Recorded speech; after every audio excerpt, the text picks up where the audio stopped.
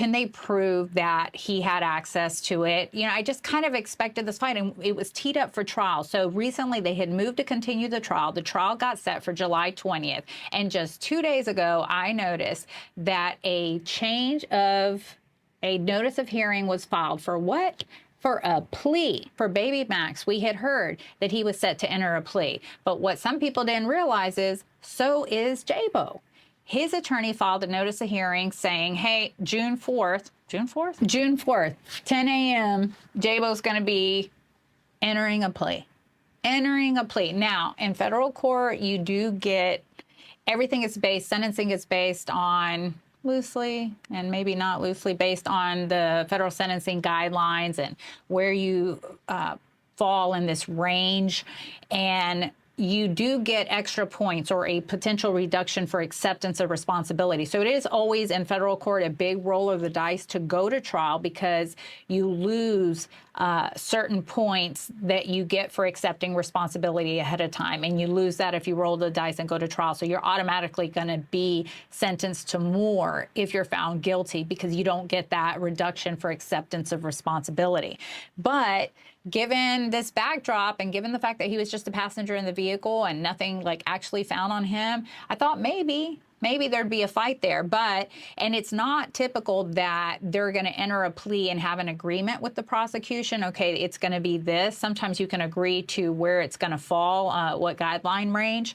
But they are set to plea him out on June 4th. No taking it to trial. This is done. No motions to suppress. Case closed. Not sentenced, though. He's going to enter a plea. Most likely, they're going to, well, not most likely, they will order a pre-sentence investigation, pre-sentence report where probation will speak with Jaaybo, family members. The defense will be able to do a whole sentencing presentation or memorandum to the judge. The prosecution will do the same, and the judge ultimately has the final word. So on June 4th, he will be entering a plea of guilty to these charges. Now, will he be pleading to all of them? Did they somehow negotiate that he's only going to plead to a few and not the others?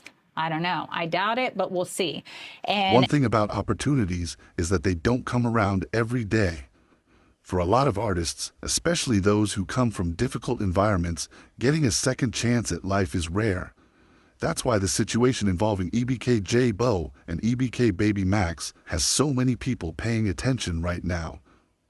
Now, before we get started, I want to make it clear that everyone is innocent until proven guilty, and legal matters should play out in the courtroom. But from a broader perspective, this situation gives us an opportunity to talk about success, accountability, and how quickly everything can change when street life and opportunity collide. When you look at EBK Jaaybo's career, one thing becomes obvious. He had momentum. He had people paying attention. He had fans waiting for new music. He had a name that was beginning to travel beyond Northern California. Those are things that a lot of artists spend their entire careers trying to accomplish. The music industry is one of the most competitive businesses in the world. Every day, there are thousands of artists uploading songs, shooting videos, and trying to get noticed. Most of them never make it. Most of them never build a fan base. Most of them never get a second look from the public. That's why when an artist finally starts gaining traction, every move matters. Unfortunately, a lot of artists struggle with making the transition from surviving in the streets to operating as a businessman. The mindset that helped you survive tough environments is not always the same mindset that helps you maintain success. Once money starts coming in, once fans start showing support, once labels, promoters, and media outlets start paying attention, the rules change. Now you have something to lose. You have opportunities to lose. You have freedom to lose. You have money to lose. You have relationships to lose. You have a future to lose. For many people, that's the hardest adjustment to make. A lot of individuals become successful, but continue moving as if nothing has changed. They continue taking unnecessary risks. They continue putting themselves in situations that don't benefit their future. They continue operating as if tomorrow is guaranteed, but tomorrow is never guaranteed. The reality is that fame comes with attention, not just attention from fans, not just attention from supporters, not just attention from people who want to see you win. It also comes with attention from law enforcement, critics, and people who want to see you fail. The more successful you become, the more people pay attention to your every move. That's why so many successful entertainers eventually separate themselves from certain environments. It isn't because they forgot where they came from. It isn't because they think they're better than anybody. It's because they understand that they have too much to lose. When you're finally making money legally, taking care of your family, helping loved ones, and building something for the future, protecting your freedom should become a priority. That's one of the biggest lessons young artists can learn. The goal isn't just becoming famous. The goal is staying successful. Anybody can have a hot moment. Anybody can have one viral song. Anybody can have one big interview. But maintaining success over years requires discipline. It requires patience. It requires self-control. It requires making decisions based on your future instead of your emotions. When people become successful, they often feel pressure from multiple directions. Some people expect them to stay involved in things that no longer benefit them. Some people expect them to prove themselves repeatedly. Some people expect them to remain available for every situation and every conflict. But the smartest people understand that success requires sacrifice. Sometimes that means leaving certain habits behind. Sometimes that means distancing yourself from unnecessary drama. Sometimes that means choosing business over emotions. A lot of people don't want to hear that, but it's the truth. The streets don't offer retirement plans. The streets don't offer investment opportunities. The streets don't offer generational wealth. The streets don't provide stability. What the streets often provide is risk. And the longer a person stays attached to unnecessary risks, the greater the chances that something eventually goes wrong. Another important thing people need to understand is that both law enforcement and opposition can benefit when a person refuses to change after becoming successful. As your name grows, your visibility grows. As your visibility grows, the spotlight becomes brighter. People begin paying attention to things they may have ignored before. Every decision becomes more important. Every mistake becomes more costly. Every poor choice carries bigger consequences. That's why emotional discipline becomes one of the most valuable tools a person can have. The ability to walk away, the ability to ignore certain situations, the ability to avoid reacting to every challenge, the ability to think long-term, those skills can literally save your future. Because at the end of the day, what matters most? Is it winning one argument? Or is it maintaining the opportunity to provide for your family for the next 20 years? Most people would choose the second option.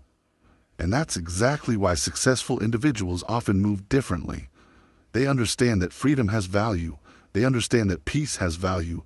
They understand that protecting opportunities has value. When an artist starts generating income, the focus should be on building something that lasts. Buying property, creating businesses, investing money, building a foundation, creating opportunities for family members, making sure the next generation has a better life. Those are the things that create real success, not temporary attention, not temporary recognition, not temporary validation. Real success is creating something that continues benefiting your family long after the spotlight fades. Looking at the situation involving EBK Jaybo and EBK Baby Max, a lot of fans are disappointed because they saw potential, they saw momentum, they saw talent, they saw individuals who had opportunities to continue growing their careers. And whenever legal issues interrupt that process, it's always unfortunate because time is something nobody can get back.